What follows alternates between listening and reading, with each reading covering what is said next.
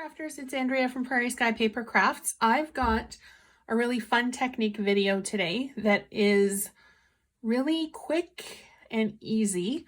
And all you really need for it is a stamp set, an ink pad, and some water.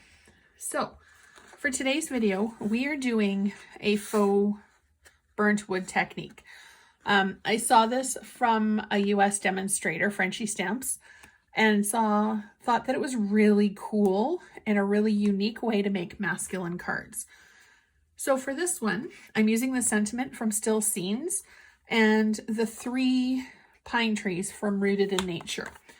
You can get away with a stamp block and acrylic stamps if you're really precise with your stamping, because you do need to build up your ink layers. Now I've already got a piece of Fluid 100 watercolor paper on my Stamparatus, and I'm going to be using soft suede ink. Early Espresso also gives a really nice look and a really nice impression. Okay, so you're going to want to layer your ink a few times. For my samples, I did like 3 to 4 stamps with it. And the more you ink, the more it'll move when you start to apply the water. Now, when I did it, I also tried it on a piece of the Tasteful Touches DSP, which works well, and it has waffled a little bit because I didn't put something on top of it when I was letting it dry, because I love this wood grain look behind it. You can get the same look by using the Pine Wood Planks embossing folder, which I don't have, and that's what Frenchie used on her video. And I really, really, really love how it turned out with that one. So it's probably going to make its way into my shopping cart sooner rather than later, I'm thinking. Okay, so that's, I think, 4 impressions with my stamp set. And I'm just going to move the paper off. When I work with water, I do like to have a paper towel underneath just to catch any potential spills. And for this one, I'm using the wide water painter. Now, I've already got it primed, but when you prime it, you're going to want to push. It says push on 2 sides of the barrel. So you're going to want to squeeze it and just get the water flowing. And you're going to want to work in one direction for this. This is really important because if you go side to side and then up and down, it's not going to look like wood. If you don't have a water painter, you can use any paintbrush with just a little cup of water.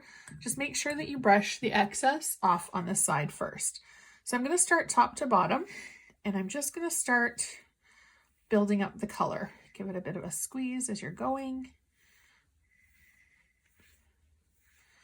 And I'm going to give it a dip in here, brush off some of the excess. Now you don't really want to get rid of your ink as you're going, because you really do kind of need it to help build up the color, and it'll stay on your brush and you can see that it's just gently being pulled. And you do want to have a bit of a light hand with this, otherwise it's not going to look like burnt wood. It's just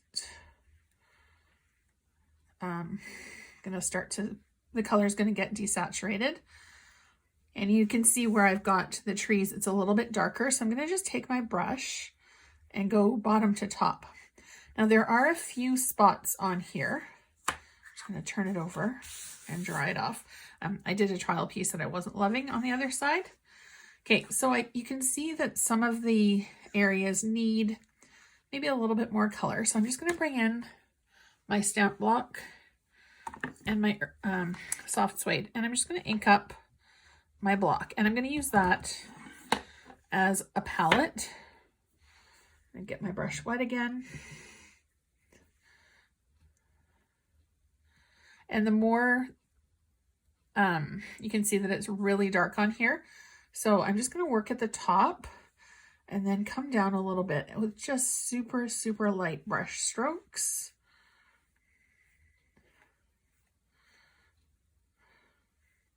And I'm always working left to right. I might not go all the way across all the time. Oh, cat hair.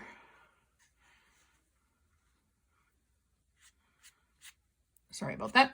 I might not go all the way across because wood is not perfect and there's areas that are lighter and darker. All right, I'm just going to get my brush into the water again and then go side to side.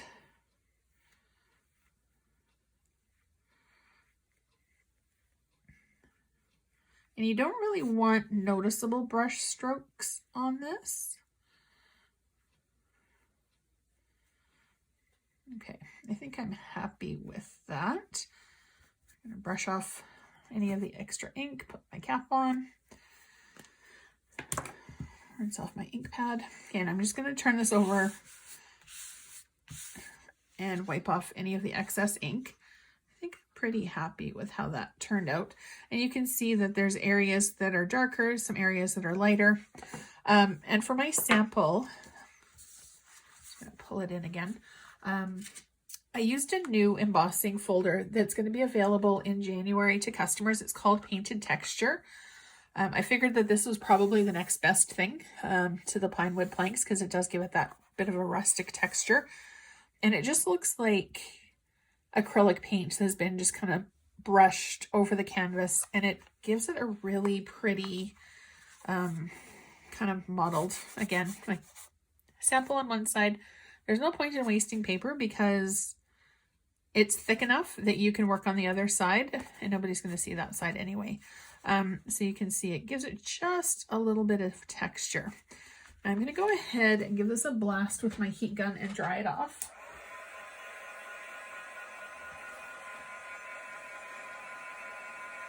And one of the hints for drying, excuse me, is I give it a shot on one side. And when it starts to curl, I go ahead and give it a shot on the other side. And then you can see that it'll flatten again. And you want to keep your heat tool moving so that the paper doesn't burn. It is really thick and the chance of that happening isn't great. But if you do keep it in one spot for too long, the heat gun does get really, really hot, and it is possible.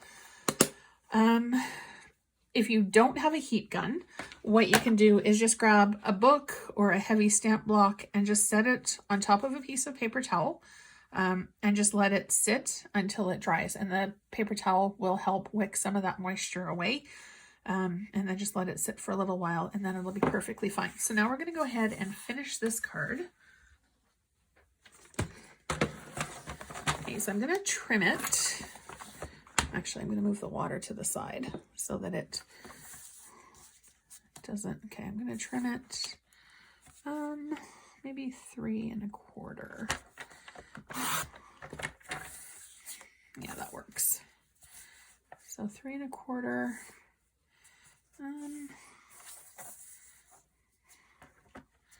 By 3 1/4. Okay.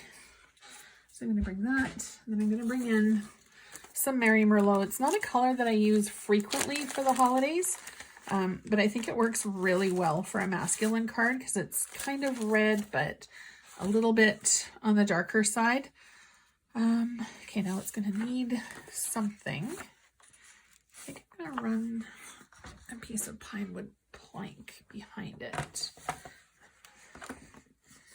Oops. So I'm going to do 5 1/2. And I always keep my scraps off to the side, just in case I want to do something with them. I've been making a lot of scrappy cards for our school for kids' birthdays, and the kids are really, really loving it. Okay, so I've got this, got that, and I'm just going to bring in my Stampin' Seal. Oh.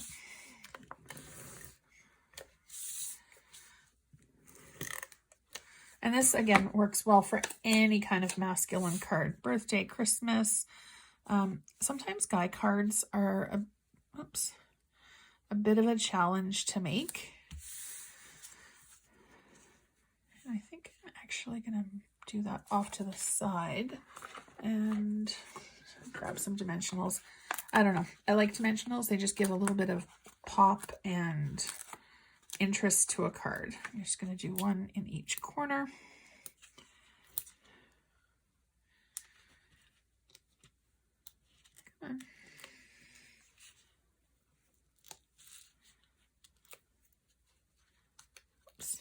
Okay. And then I'm gonna flip it and set it there. You can also just leave it as a full background. Maybe add some bling and some sparkle to it.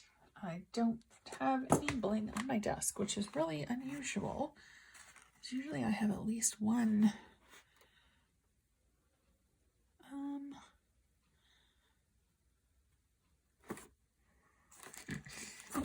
Here we go. I do have some bling. Okay, and I'm going to grab my take your pick tool, and I'm just going to add, I think, a little bit of 1, 2, and I'm going to do some green. That one, and we'll do another yellow one in the middle. All right, so there's our Guy Christmas card. Fairly quick, fairly easy. Let me know what you think of the technique, and don't forget to hit subscribe down below to get notified every single time that I've got a video up. And starting on November 23rd, over on my Facebook page, I'm going to start a 12 days of Christmas. So you'll want to catch that, and I will post it onto my YouTube channel as well. Thank you so much for watching. If you're in Canada, don't forget you can always shop with me at andreaestenson.stampinup.net. I hope you have a great day, and let me know if you try this technique. Pop over to my Facebook page and post a photo. Thank you so much and have a great day.